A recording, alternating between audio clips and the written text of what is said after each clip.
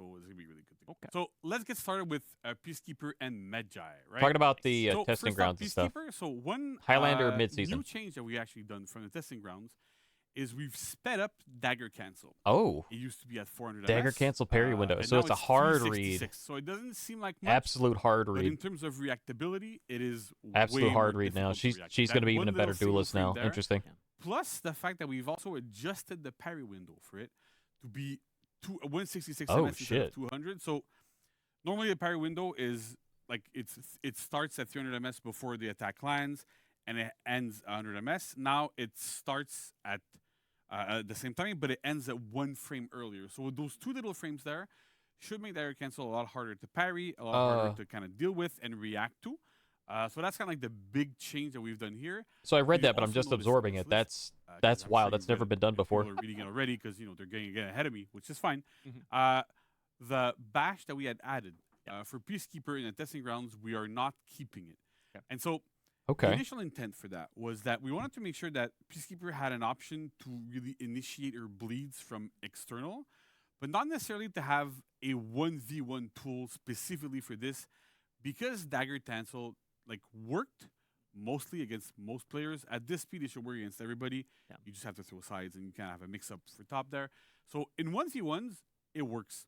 So we didn't want to give her an extra bash on top of this and make the usefulness of dagger cancel just lower, right? So we want to make sure that she still keeps that uniqueness with dagger cancel, keeping those options. She's a hero without any bashes, which is something that's quite unique in front. We have very few heroes that don't have bashes. So we decided not to keep her front dodge bash, and then see where the cards are going to fall with these changes, see how things go. We still have a whole year ahead of us. That's right. Many more things may be coming, so we'll see where that goes. So like I said, dagger cancel has been sped up. The parry window has been lowered as well a little bit. And then we have the rest of the changes. So riposting stab, which is the deflect attack. You now do it with the light attack button instead of the heavy. Basically, whenever she bleeds somebody, which this is an attack that bleeds, she uses her dagger. Daggers are always on the light button. Makes sense to be on the light button. I know some people, at least one, super psyched about this. We've met him a couple months ago, so that's good. So really, really good. The zone attack first hit now costs 20 stamina, down from 40. The second hit is unchanged, but at least now you have like nice stamina economy there. You can throw those zone attacks a little bit more often. So that's great. Deep gouge and then stabs after guard breaks no longer require strict timing to perform. So there's good and bad to this, right? So the good part is that it's easy to just mash and it'll come out every single time. That's great. But specifically for the ones after guard break, if you mash, it makes the stab into guard break much harder to do. Kind of like what we have with Sickle Rain on Shinobi, where you line the Sickle Rain, you do 2 stabs, and you backflip, and you go into stuff to get different advantage. So it's kind of like the same for this, right? Where it's easier if you want to mash it, but if you want a guard break throw, then you have to really like time your hits still properly. So it's a buff, definitely, because it makes it easier. It's not a skill that we're like, oh yeah, like having super strict timing is really important. We have it on parries, on a bunch of things. It's not really necessary here.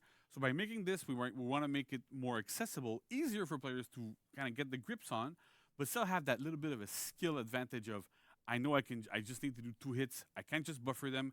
You have to make sure they're like timed properly at least. I like it. So that you can get those good follow-ups, those good punishes, but it's not super hard to do for like really strict timing, I don't think it's good. I like options. Openers and finisher heavies, we've adjusted their weapon trajectory. So they match the weapon a little bit more, and they also go a little bit further out than the weapon just to make sure that she has an easier time hitting people externally. So if you're playing Peacekeeper, like, on live right now, and you're trying to throw those side heavies, it's very hard, bordering on impossible, to hit people to the side of you. It's very, very difficult.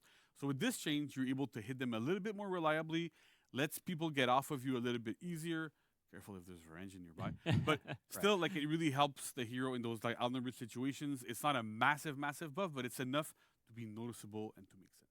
I'm not sure if you're being serious or not, and bro. And then we have Medjay. So Medjay, if you play the testing grounds, there's one change here that you love. That I don't think I've seen anyone not love it. But it's great.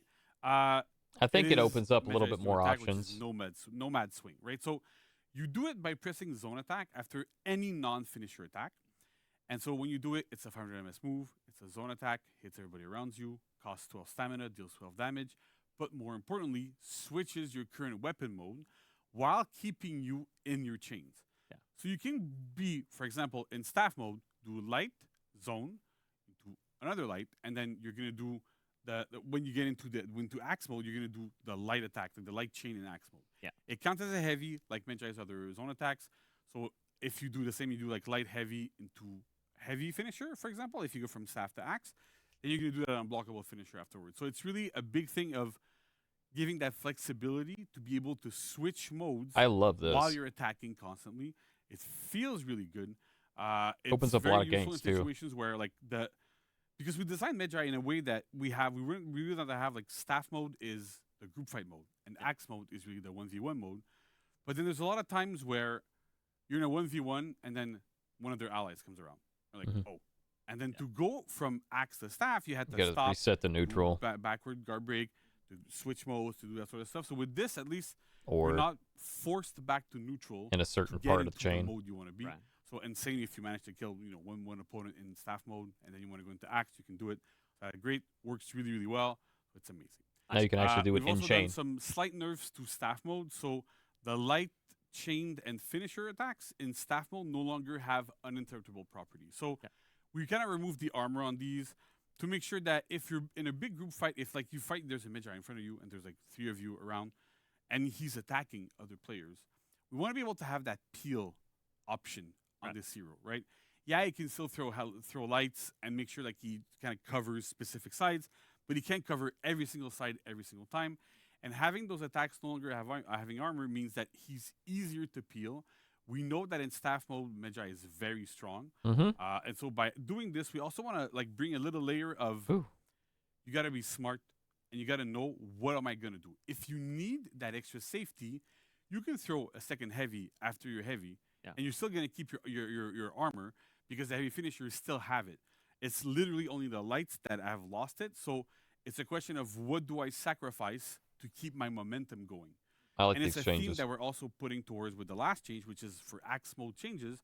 So the light finishers are now especially this one, and they also have a bit more forward movement.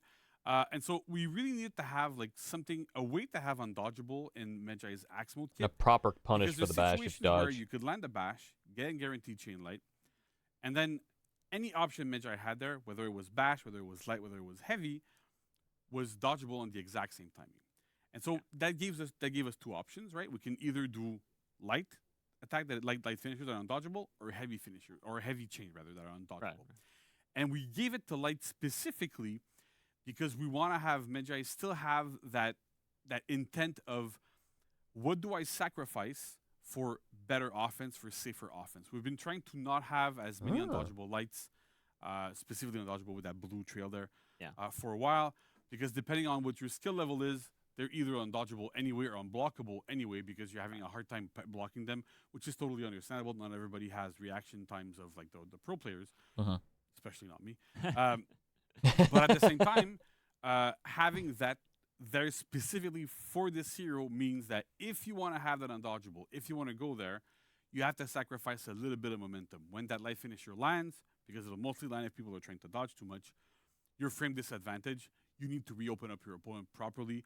You need to get that stuff going. So it's important here for us to have that kind of, there's drawbacks, there's thought behind what everything you do, right? We want to make we want to push that skill for players of, I have to read my opponent, I have to make decisions, and decisions are my own to make. So it kind of goes into that as well a little bit. Most likely, because they're not undodgeable, players are going to sit still a little bit more, which means that your heavies are probably going to land, and your heavy feint to Garbage going to land a little bit better. Your bash is also going to land a little bit better because it's very hard to react to. So there's the whole system kind of is built around the fact that, you as a Medjay, you have to make smart decisions. You're forcing your opponents to make reads, which is great. But at the same time, it's not just brainless having undodgeable heavy constantly into a bash, into other things. So we're really trying to build this around so that you have to have it's built on smart play on the Medjay's part. Nice. Yeah. So I think options. So this is it for patch notes. We love options. Options I know, are good. Like I spoke a little bit about Easter eggs for T2. Well, Easter eggs. We have a lot of stuff coming into. There's a lot coming. I'm super excited about that. I mean, he's still got a really strong kit. I think this is just going to project him further in the meta. For going through that, I'm looking forward to having. But removing that hyper armor from the lights is going to help him being able to be peeled. So he's right about that. We're going to talk about testing grounds next. I think testing grounds.